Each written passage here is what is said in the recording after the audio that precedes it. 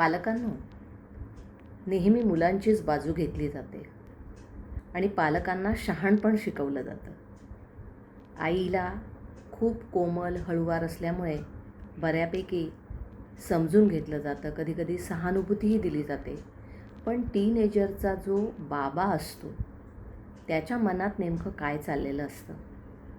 तर आजच्या व्हिडिओचं शीर्षक आहे, तो मोठा होतोय पण बाबाला काय वाटतंय? कालपर्यंत हा छोटासा हात माझ्या बोटाला घट्ट धरून चालायचा. प्रत्येक वेळी जर पडला की बाबा म्हणत माझ्याकडे धावत यायचा. आणि आज तोच हात हळूहळू माझ्यापासून सुटतोय. मला कळतंय की तो मोठा होतोय. स्वतःचं जग तो स्वतः तयार करतोय. हे पाहताना मला मनात अभिमान तर आहेच, पण एक वेदनाही आहे, जी शब्दामध्ये सांगणं कठीण आहे. कधी काळी मी त्याचा हिरो होतो, त्याचा आधार होतो, पण आज मी त्याला नियम सांगणारा माणूस वाटतोय. पण आज कदाचित मलाही असं वाटतंय की मीही बदलायला हवं आहे का? पण आधीसारखं मन मोकळं करता येत नाही. त्याच्या आयुष्यात काय चाललं आहे हे समजून घ्यायचा मी खूप प्रयत्न करतो, पण काहीतरी हातातून निसटून गेल्यासारखं वाटतंय. आमच्यातले गैरसमज वाढत चालले आहे.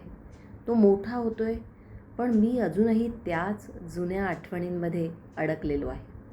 पूर्वी कसा तासनतास बोलत असायचा तो, आज 2 शब्दात सगळं संपवतो.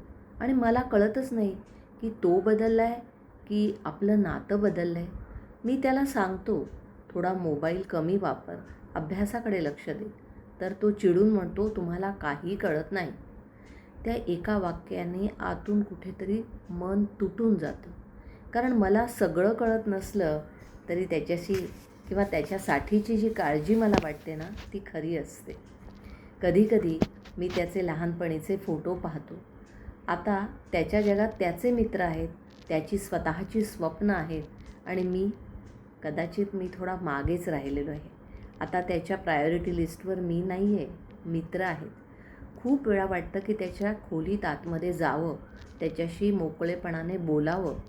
पण कधीकधी ही भीती वाटते की आपण त्याच्याशी बोलायला गेलो आणि त्याची इच्छा नसली तर आज तो आपल्यापासून जितका दूर आहे त्याच्यापेक्षा कितीतरी पटीने दूर जाईल. या भीतीने मग मी थांबून जातो. मला ठाऊक आहे की मी परफेक्ट बाबा नाही आहे, मी परिपूर्ण बाबा नाही आहे.